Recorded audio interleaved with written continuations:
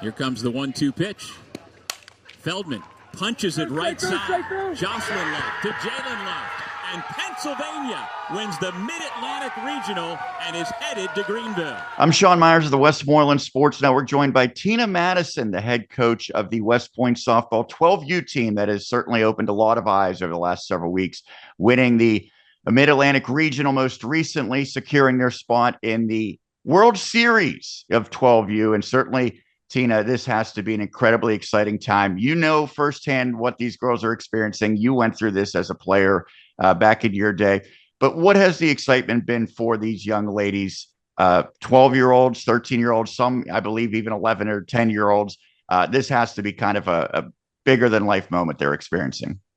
Oh, yeah, they're super excited. Going into this, Sean, we were just trying to make it to regionals. Our goal was to play on TV, and this is icing on the cake headed to the World Series. These girls are about to be super spoiled down there. What was the goal when this season started? Obviously, I'm sure you realized you had a good team. You were with the team last year that had a lot of success, but what did you establish before the season, and have those goals evolved or changed at all?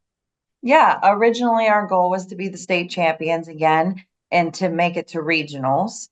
We really didn't know what to expect at regionals. We do have some very young players on our team. And then when we went out and beat New York, who was the defending champions of the entire tournament last year, the World Series, we beat them 6-0. I started talking to my coaches and they saying like, this is a reality. We could win this tournament and head to the World Series. So then, our goals kind of shifted a little bit. And that was our new goal. Well, let's go back to the state tournament because your team did face some adversity in that, a double elimination tournament. You did suffer a setback. What did you see in terms of the resilience, and how did your team maybe grow from that? It was a lot of games. We played 7 games. We were 6-1. Originally, our plan A was to stay in the winners bracket, win 4 games and get out of there. However, we ended up playing every day in Wellsboro. It was a lot on our pitchers. It was a lot every day, and it's a little bit different of a format. You play 1 game a day, so there was a lot of waiting around until you got to play. But they came out, took care of business, beat ICM twice, which is a very good team, and won the state title. And so then you head up north for the regional that we just talked about. And really, I think the pitching and defense was what stood out. You allowed just 1 run through the entire week over the 3 games. What did you see pitcher wise and defensively that made your team so successful? Yeah, Lexi and Jay, I think, combined for, I don't know, less than 10 hits on the tournament. They were both outstanding. Our defense is extremely solid. I'd have to take a look at some of the stat numbers, but very solid defense. We had 2 outstanding catches in center field. Our infield was lights out. Our catcher, everybody just played outstanding.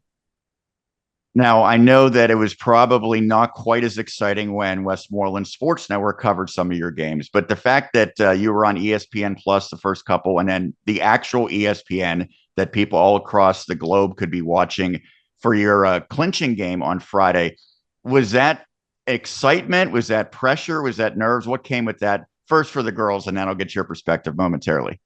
Oh, well, I completely downplay it. To the girls. I just say, go play like you play any other game. Like, yes, you can see the cameras there. However, it's like not so much in your face. So, the exciting part is watching the game after we play. And they're like, oh my God, they got that. They got that on TV. Yes, yes. But I really try to just go play, do things business as usual. But it is a little bit of pressure. I mean, Friday night, 7 p.m. on ESPN. That's kind of prime time. And, we all knew that, but the girls went out there and played a great game. It was exciting for them. Now, I'm assuming Westmoreland Sports Network founder Dan Flickinger is getting some ideas because you were mic'd up, and that had to Yeah. be interesting because I'm assuming that's not something that you typically have to think about. But we got a good insight, and I think the squeeze attempt in particular, you kind of anticipated that and conveyed exactly what you wanted everyone to do. So, how was that for you being mic'd up and then ultimately seeing how it came across? that small glimpse that you guys saw, like 25 seconds or so, I mean, that's a reflection of my mound meetings of what happens. Sometimes it's just different because nobody gets to hear what I'm saying, but I really try to calm the girls down, make sure everybody is all on the same page, knows what they're doing. I actually had watched New York because they were in the losers bracket. They played, I think, 5 games or six even. I saw them squeeze that week 3 or 4 times. Like that was his move. I knew it was coming, and we practiced it in our warm up, staying low. And, it's kind of a little bit of a pressure situation, but the girls handled it. Peyton Reamer made the nice play. Ryan Stars with the catch. It was an excellent play. So Now, to get to this point, obviously, everyone in your entire lineup and roster has contributed. Is there anyone in particular that you think has kind of elevated their play to a higher level over the past couple of weeks? So, well, some of these girls, I've seen Ryan Stars has grown significantly, in my opinion, from, our first game behind the plate. She's doing an excellent job, not just defensively, but also offensively.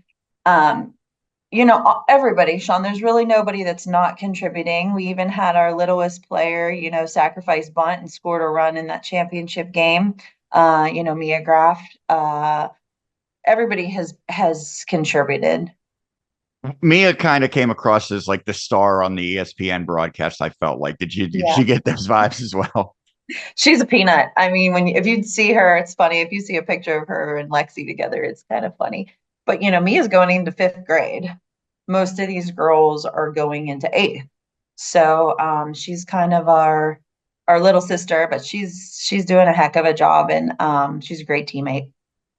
So let's look at what's next. It's now the World Series, and this is not just the best teams from the country, but there's some international representation as well. So how do you scout something like this? And do you anticipate, obviously it's all great teams, but do you anticipate maybe styles of play that you're not used to seeing in this area? No, not really. Everybody's good at this point. We're playing Southwest. We're playing a team from Arizona. I've watched all of their regional games at this point. They have a pretty good pitcher, pretty solid defense. Um, I think our pitching is going to be able to keep them in under control. So we'll see if we go play our game. We should be in good position. If we win that game, we play Rhode Island, who was also at Bristol. So I saw them play 3 or 4 games. They're a very dominant team as well. Everybody's going to be good now, Sean. So, but so are we. I like our chances against anybody. What does this next week look like? Obviously, there's a lot that you have to try to map out schedule wise, but I'm sure you also want on a personal level and for all your girls to take this in and enjoy this. So how do you balance being very regimented with also kind of embracing what this represents? No, this next week, it's literally like the week before Super Bowl. You don't understand. Like we're going down there. They're outfitting us for a team uniform. We're getting uh, bats, gloves, spikes, helmets, batting gloves, uniforms. They really take care of the girls. Um, there's Athletes Unlimited down there, which is the professional softball league. They're going to play 2 games. They have parties for the girls. It's kind of a very big experience that's very special. I do try to give some of these girls rests. Yeah, I don't know if you heard that in the broadcast on Friday. Kind of came across as, and New York was practicing and Pennsylvania was at the beach. But I mean, these girls have played 100 games this summer, not this team, but with their travel teams. Sometimes the best practice is rest, Sean. Their bodies need to heal and recover. Um, it's kind of almost to the point where it's like the what you're seeing now has been the past 5 years of their preparation. So, we're really excited. They're really going to spoil the girls. Everybody's excited to get new ghost baths. So, yeah. Lastly, I know that there's been so much support in this area for the success, and this is nothing new for West Point. People have known about this program for many, many years, as we mentioned.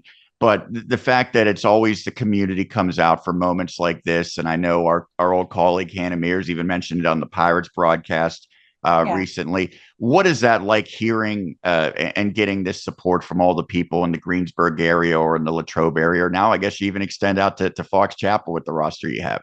Yeah, I've seen many pictures of watch parties. They were all watching the game Friday night. It's very exciting. And, I remember my girls watching the girls I coach right now at Hempfield at West Point winning when they were little. It's very it's exciting times, and the support has been great. So we're excited. The community's excited. Well, we are excited to follow along as well. Tina, first Thank off, you. congrats on getting to this point. It's a major accomplishment, and good luck down in North Carolina. Thanks, Sean.